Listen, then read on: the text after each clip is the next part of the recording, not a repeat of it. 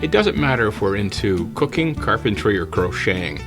If we don't know the basics, it's pretty hard to do a good job.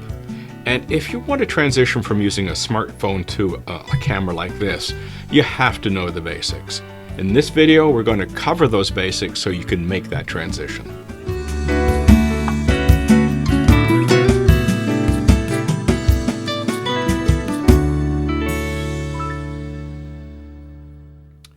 Hi, Peter Charles here of Hooked for Life Photography, and welcome to my first video on Introduction to Photography. And the idea behind this series of videos is to help you improve your photography, to get better pictures, to be able to create more interesting pictures, and to do so by just gaining a bit of basic understanding of what's going on. I think a lot of the problems we have when we get started in photography is, the workings of the cameras are such a mystery. Modern cameras are capable of running totally on automatic. Just point them and press the button, like this little guy right here. You just point it and press the button and, wonderful things happen. You get a picture and everything's good.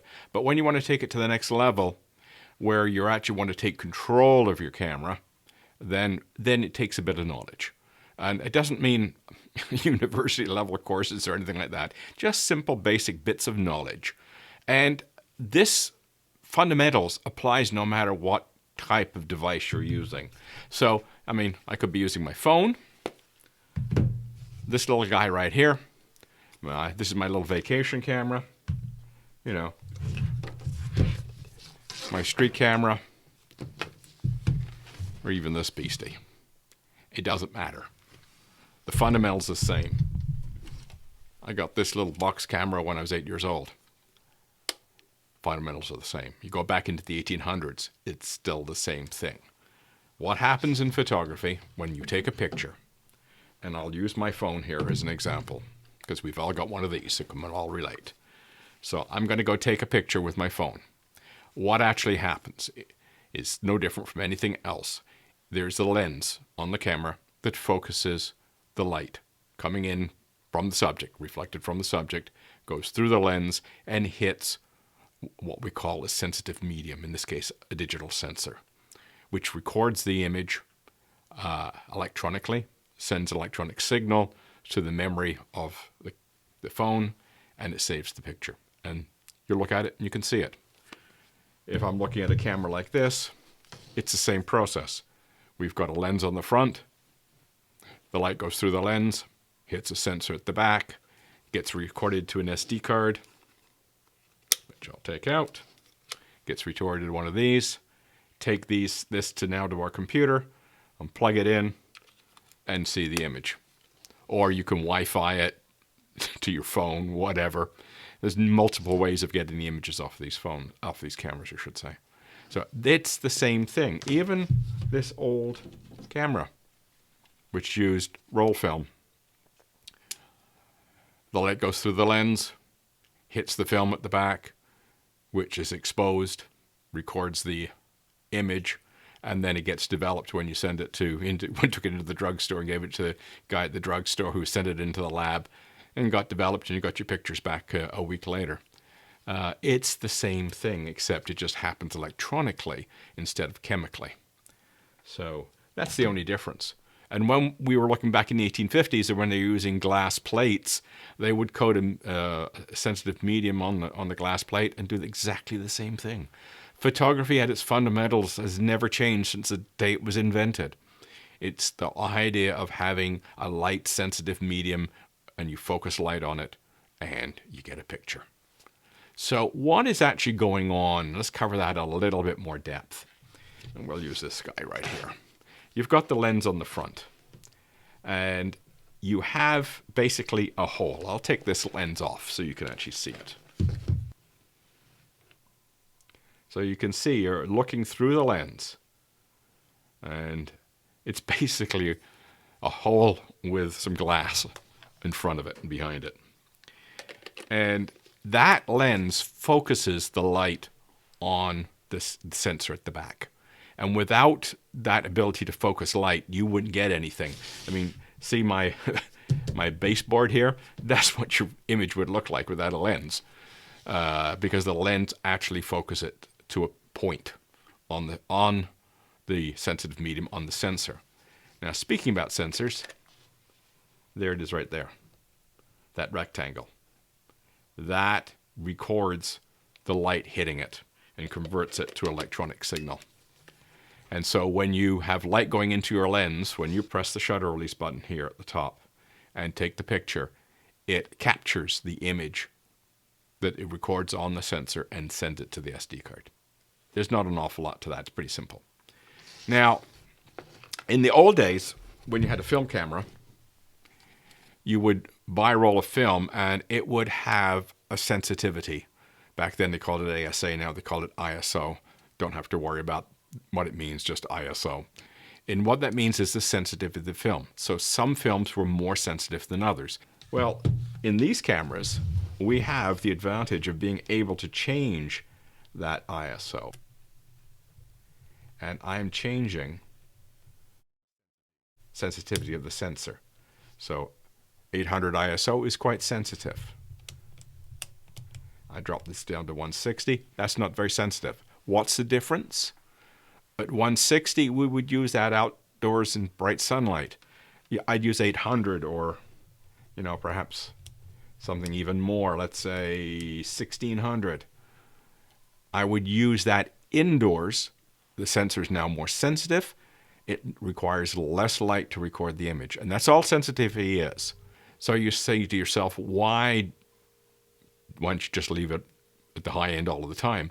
Well, like a lot of things in life, there's no free lunch.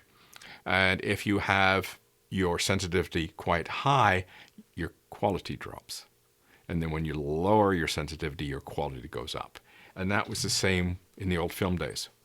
If you had high sensitivity film, you didn't get a high quality image. It was what we call grainy. If you used a low sensitivity film, you got a better image, but it wasn't very good in low light. And you would end up with an underexposed image and it wouldn't look very good. So sensitivity is the key thing about photography, is that you are recording your image on a surface, whatever that surface is, and it has a certain sensitivity. And the beauty of our digital cameras is we can change the sensitivity of the sensor. So we can crank it up, drop it down. You go outside, drop it down, go inside, crank it up. And you can also set it to automatic. This has an automatic option right there, the A, and the camera will just do its own thing. It'll set the sensitivity wherever it needs to be, which is an advantage. Like this little guy will do that very easily. Your phones, same thing. A lot of the automatic devices, like your phone, I should say, or a point-and-shoot camera, is doing this for you without you even realizing it. The purpose of being able to set the sensitivity yourself is you get to make the decision, not the camera. Because when the camera's making the decision, it may not be the right decision for the situation, because there's only so much smarts in these things. I don't care what the engineers say and the marketers say. There's only so much smarts in here, and it can only do so much. And it's that separates photographers from snap shooters. Is a snap shooter just grabs this, go clunk, gets a picture. A photographer makes decisions about what the camera is going to actually do. And that is the idea of learning about this stuff, is to be able to make decisions so you can improve the image, because otherwise you're limited to what it decides. Now, there's a couple of other methods we use to control what's going on. Sensitivity is how sensitive the sensor is to the light, but we can also control the amount of light hitting the sensor. So we can actually let a lot of light in, or we can reduce the amount of light going in. So if we were in very bright conditions, we might reduce the amount of light going in. When we were in dull conditions, we open up and let more in. And we have two ways to do that. One is shutter speed, and you can think of a shutter as like a door. So you're in a dark room, and it's a bright room on the other side. The door's closed. You open the door, everything's bright. Close the door, everything's dark again. So if you do it very quickly, there's just a flash of light go by. Or if you open the door and leave it open for a while and then close it again, of course, a lot of light has come in. So a shutter is just a door. And these numbers here are in fractions of a second. So that's 60th of a second, 1/25th of a second, 2/50th of a second. And you notice they're doubling as they go up. So if I go from 250 to 500, I've cut the amount of light by half. If I go from 500 to 125, I've gone 4 times the amount of light going in. So you're going up in these jumps, and it's not linear. So just think of it as the expression we use is a stop. And so when you go up from 1/25th to 2/50th of a second, you have reduced the light by 1 stop. And that's a word we're going to keep going around all the time. And it's just, if you want to think of it as the word step instead of stop, fine. It works just as well. You know, if you're on a ladder, you go up a rung. So I go up a rung, or I can go down a rung. All right? It's just a stop or a step, however you want to think of it. But you're moving up or down. So I have the light, double the light with 1 click. And that's the shutter speed, that's a door. The other way is the aperture. And the aperture is a hole. And we're making the hole either large or small. And this is counterintuitive now because the little numbers are the big hole. And the big number is the little hole. Again, you notice it's not linear. 2, 2, 8, 4. These are called f-stops, by the way. And this is your aperture, and all you're doing is making that hole smaller or larger. So you've got a hole, and you've got a door. And that's your shutter speed and your aperture. Now you're saying, why do we need 2? Why can't we just get by with 1? Well, you could. And you just have a hole in the lens. So you open, close, you've taken the picture. That was it. But when you have controls on both, you're able to do some interesting things. And we'll get into more of that a little later on. But, for example, the shutter speed, if I got somebody moving very quickly and I have it at a 30th of a second, well, they're going to be a blur. So that might be interesting. Maybe we like that effect. But if I put it to 1/1000th of a second, I freeze the motion. And there, you get that motion. Frozen in time. That's what sports photographers do. When you see the wide receiver jumping up for the ball and he's frozen, they're using high shutter speeds. You've also seen, I'm sure, pictures where the person in the foreground is very, very sharp. The person behind you, behind that, him, I should say, or her, is blurred out. Well, that's achieved with the aperture. That f16 will put both people in focus, but f2 would put only me in focus and not the person behind me. So these are the creative choices you have with shutter speed and aperture. That's the reason why we have both, and that's the reason why we can adjust both. So in all, we have the 3 things that control how we expose an image. We have the sensitivity of the sensor. We have the size of the aperture to let more light in or less light in. And we have the shutter speed, which controls how quickly we let the light in. Very fast or very slow. And those are our 3 choices. And what we do with these choices controls the appearance of the photo. And you can get 2 very, very different appearances just by making changes with the aperture or the shutter speed or the sensitivity.